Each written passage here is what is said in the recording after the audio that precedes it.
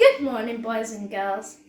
I'm Diana, your Bricks Kids story presenter, and I'm going to take you on today's Bible adventure.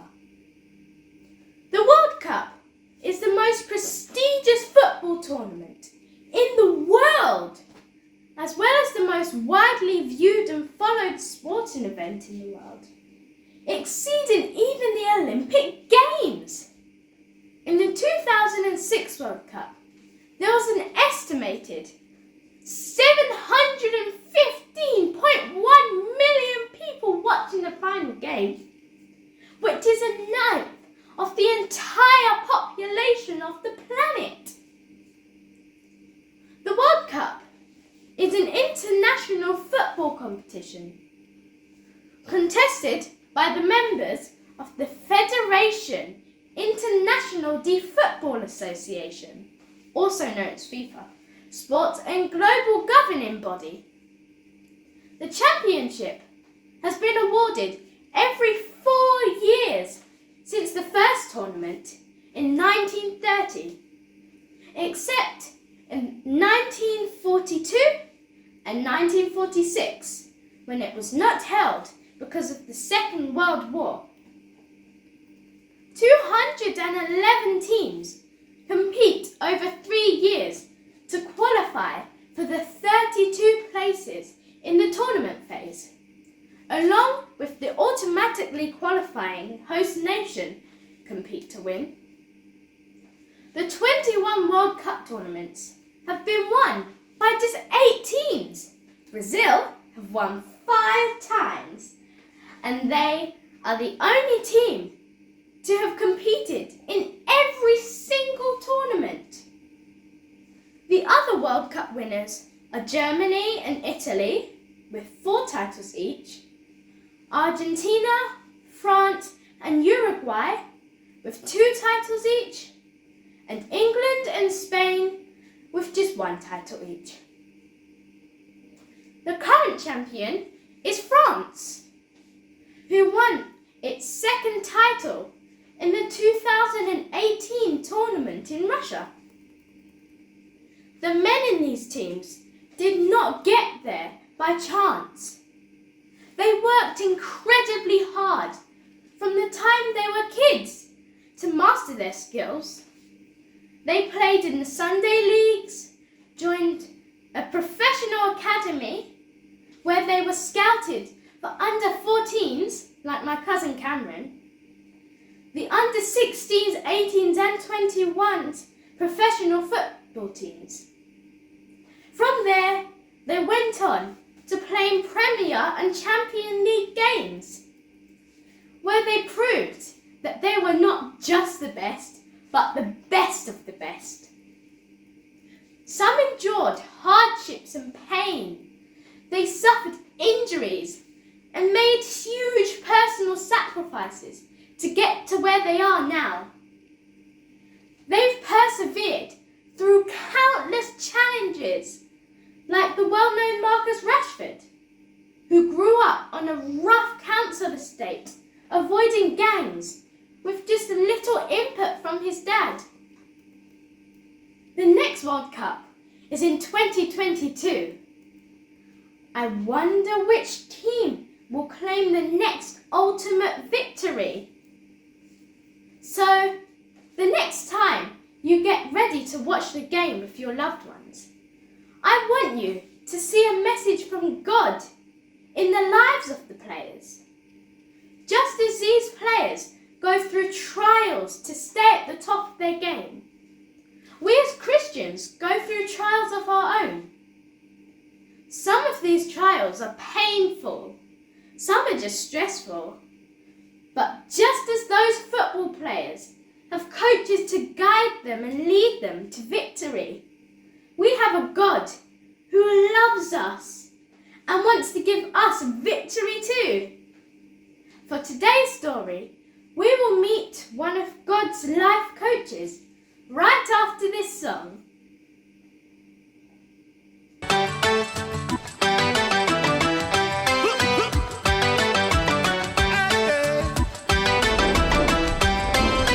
Looking out, it's a great big world.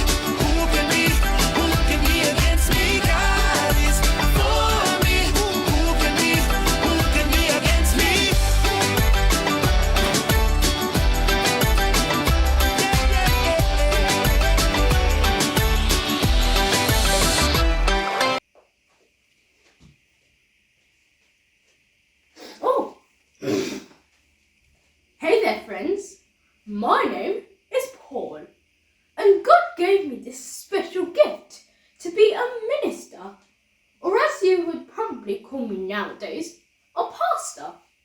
I serve God by teaching his good news to help people love and follow him.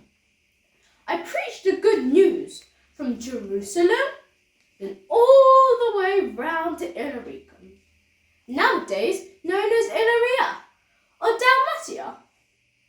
My messages from God have been recorded in the Bible as letters. I will now share a message of encouragement that I shared with the Romans. Come to think about it, it almost sounds like the kind of speech you'd hear a coach deliver in a locker room before a game. Okay, so here it goes. I, Paul, am telling you Roman Christians that you can be brave and fearless because there is nothing, absolutely nothing that can defeat you. If God is for us, then who can be against us? There is no one who can defeat us, because there is no one who can defeat God. Life can throw some pretty hard challenges our way, especially over the past year, and I can really relate to this. One granddad had a heart attack, and within 2 days my other granddad died. Months later, my niece was born, which was great, but a week later we went into the first lockdown due to COVID-19, and I couldn't see her. Then my auntie died, and I couldn't even go to her funeral to say goodbye or even be with my family. I miss my family and friends so much. Just as the lockdown was lifted, Mummy hurt her ankle, so we couldn't go anywhere. And just as we was enjoying being back at school and getting back to normal, my class had to isolate because someone tested positive. And then, the very night before we were due to return back to school, we were back into lockdown again. What a year! But Paul reminds us that God is greater than any challenge we will ever face. When we go through hard times, we can give our struggles to Jesus and trust him to give us the victory. This has been me, Diana, your Bricks Kids story presenter. Until next time!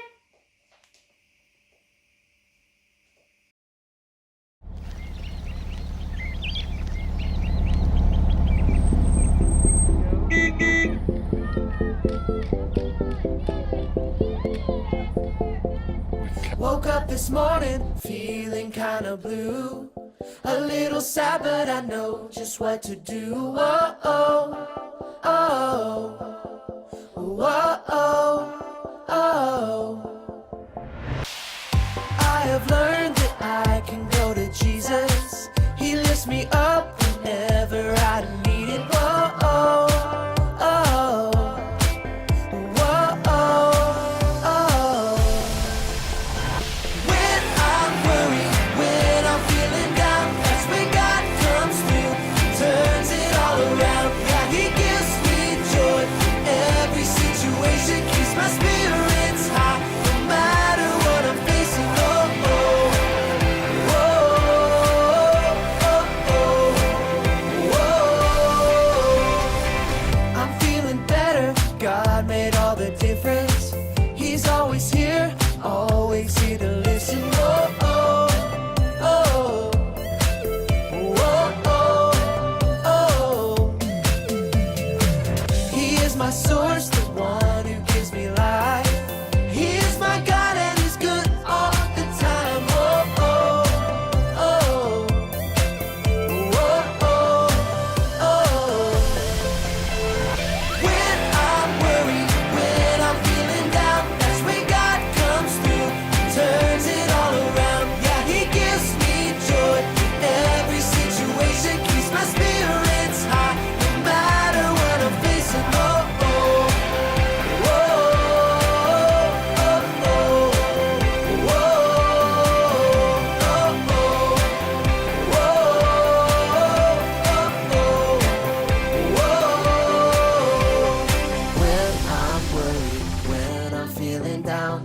God comes through and turns it all around. Yeah, He gives me joy in every situation, keeps my spirits high.